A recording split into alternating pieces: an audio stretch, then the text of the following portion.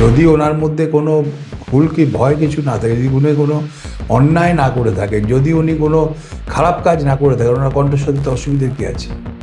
উনি কোন সঙ্গীত শিল্পী যে ওনার কণ্ঠস্বরকেও নকল করে নেবে? কোন হরিদাস পাল যে ওনাকে রক্ষা কবচ দিতে হবে? উনি কে? টাকা চুরি করে, বালি চুরি করে, স্কুলের চাকরি চুরি করে, ওদিকে ওষুধ চুরি করে, সেবাশ্রয়ের নামে মানুষকে ঠকিয়ে যে সব দিকে চুরির বাজার ছড়িয়ে দিয়েছে, তাকে দিয়ে দিতে হবে মানে, তাকে রক্ষা কবচ দিতে হবে মানে নিশ্চিত করে। মানুষের মনের মধ্যে ক্ষোভ কোনো রাজনৈতিক দল তো করছে না, বিজেপি তো করছে না, মানুষের মধ্যে একটা স্বতঃস্ফূর্ত ক্ষোভ জেগে উঠেছে। মানুষ চোর বলছে, এখন মানুষ যদি চোরকে চোর বলে তাকে বাধা দেবে কে? ক্রাইম করে দিয়েছে, কারণ এর আগে অনেকগুলো ডেট গেছে, উনি একটাতে কেউ জাননি। তাই জন্যই আমার হাইকোর্ট ডেটটা বেঁধে দিয়েছেন যে ওই সময়ের মধ্যে যেতেই হবে, না গেলে পরে রক্ষা কবচ উঠে যাবে, তারপরে পুলিশকে তুলে নিয়ে গিয়ে নেবে। দাদা আপনাকে মাধ্যমে স্বাগত। দাদা, ডিজে মামলায় হাইকোর্টে ধাক্কা, অভিষেক বন্দ্যোপাধ্যায় কণ্ঠস্বরের নমুনা দিতেই হবে অভিষেক বন্দ্যোপাধ্যায়কে। দিতে তো হবে। কোর্টের অর্ডারকে উনি ওনার খুশি মতন করবেন নাকি? উনি কি বাংলায় যা খুশি ভাববেন তাই হবে নাকি? ওনাকে যখন কোর্ট বলেছে যে কণ্ঠস্বর দিতে হবে, তখন দিতে হবে। উনি কিসের ভয়ে পালিয়ে যাচ্ছেন? কেন পালাচ্ছেন? উনি কেন সব কিছু ছেড়ে দিয়ে চলে যাচ্ছেন? ওনার কিসের ভয় আছে কিসের? যদি ওনার মধ্যে কোনো ভুল কি ভয় কিছু না থাকে, যদি উনি কোনো অন্যায় না করে থাকেন, যদি উনি কোনো খারাপ কাজ না করে থাকেন, ওনার কণ্ঠস্বর দিতে অসুবিধে কী আছে? উনি কোন সঙ্গীত শিল্পী যে ওনার কণ্ঠস্বরকেও নকল করে নেবে? কিসের অসুবিধা আছে ওনার কণ্ঠস্বর দিতে? আর মানে নিজে ভয় পাচ্ছেন, ভাবছেন বোধহয় কী হবে, কে না করবে, কারণ ধরা পড়ে যাবেন।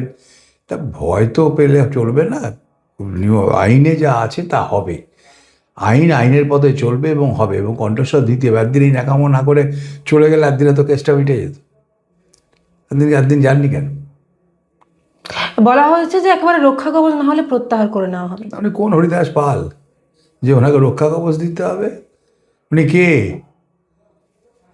টাকা চুরি করে, বালি চুরি করে, স্কুলের চাকরি চুরি করে, ওদিকে ওষুধ চুরি করে, সেবাশ্রয়ের নামে মানুষকে ঠকিয়ে যে সব দিকে চুরির বাজার ছড়িয়ে দিয়েছে, তাকে দিয়ে দিতে হবে মানে, তাকে রক্ষা কবচ দিতে হবে মানে? ও তো থাকার কথা জেলে, ও আবার রক্ষা কবচ পাবে কেন? ওকে ওকে রক্ষা কবচ দিতে হবে। প্রত্যাহার করে নেওয়া বলছে যদি উনি না যান। নিশ্চয়ই, যদি কোর্টের কথা না শুনে কোর্ট প্রত্যাহার করবে, এটাই তো স্বাভাবিক ব্যাপার। সেই সঙ্গে একেবারে সময় বেঁধে দেওয়া হয়েছে যে 15 জুলাই বেলা 12টার মধ্যে হাজিরা দিতেই হবে। টাইম করে দিয়েছে, কারণ এর আগে অনেকগুলো ডেট গেছে, উনি একটাতে কেউ জাননি।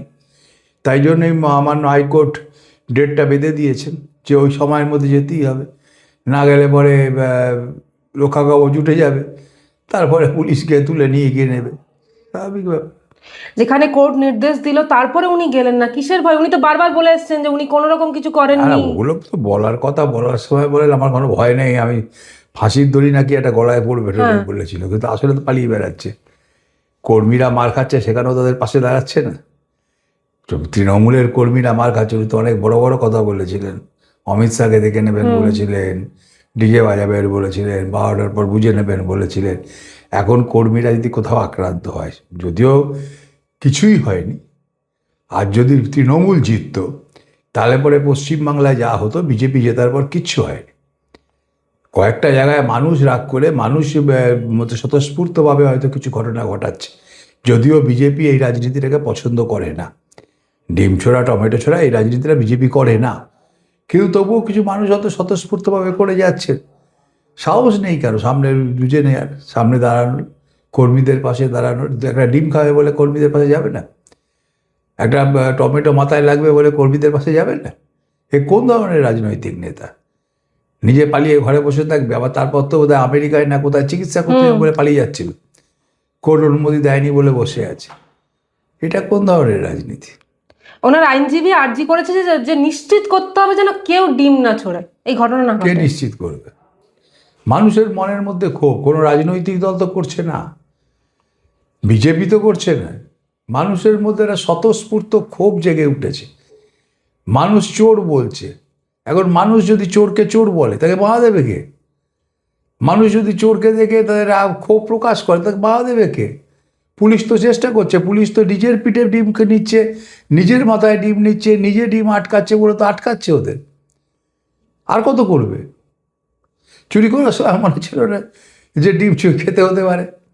চুরি করার সময় মনে ছিল না যে বাংলার মানুষ প্রতিবাদ করতে পারে? বা যে ধরনের মন্তব্য যে ধরনের মন্তব্য করেছিলেন তখন মনে ছিল না যে বাংলায় এর একটা ইয়ে হতে পারে, উল্টো দিক হতে পারে?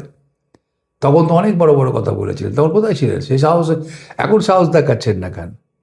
চারটে ডিম ছুড়লে ছুড়বে, যাবে, অনেক পয়সা আছে, নতুন জামা কাপড় পরে আবার বেরিয়ে আসবে, অসুবিধার কি আছে? এবং শেষ প্রশ্ন আপনাকে করছি, ওনার মানে ওনার আইনজীবী আরেকটি কথা বলে যে ওনার মক্কেলের যে কণ্ঠস্বরের নমুনা যেন অন্য কোনো এজেন্সি এর হাতে না যায়। না, ওনার কি ইয়ে আছে নাকি, গানের গলার ইয়ে করা আছে নাকি, যে আর কেউ ওই গলায় গাইতে পারবে না, শুনতে পারবে না, এরকম কিছু করা আছে নাকি? কে কাকে দেবে কি না দেবে ওনার কথেতে? ওনার কণ্ঠস্বর নেবে সেটা পরীক্ষা করার জন্য, যেটা মাইকে বলেছিলেন তার সঙ্গে মেলে কিনা। ওনার কণ্ঠস্বর বিক্রি কি লতা মঙ্গেশকর না কিশোর কুমার যে কণ্ঠস্বর বিক্রি হবে? কে বিক্রি করতে, কে কণ্ঠস্বর কি করতে যাবে? নিশ্চয়ই কি কোনো কিছু করেছেন যার জন্য এত ভয়? নিশ্চয়ই আছে, ভয় আছে। ভাবছে বোধ হয় কাকুর কণ্ঠস্বরের সাথে মেলাবে কিনা, কাকুর ওখানে যে ব্যাপার হচ্ছে সেই কণ্ঠস্বর যদি মিলে যায় তাহলে আবার তখন দিয়ে ধরে গেলে এইসব ভাবছে, ভয় পাচ্ছেন হয়তো। কারণ অনেক কিছু করেছেন তো, চুরি করতে করতে এমন একটা জায়গায় পৌঁছেছেন, তাই ভাবছেন বোধ হয় এই কণ্ঠস্বর অন্য কোথাও মিলে গেলে এবার আমি মুশকিলে পড়ে যাবো, তাই উল্টো পাল্টা বলছে।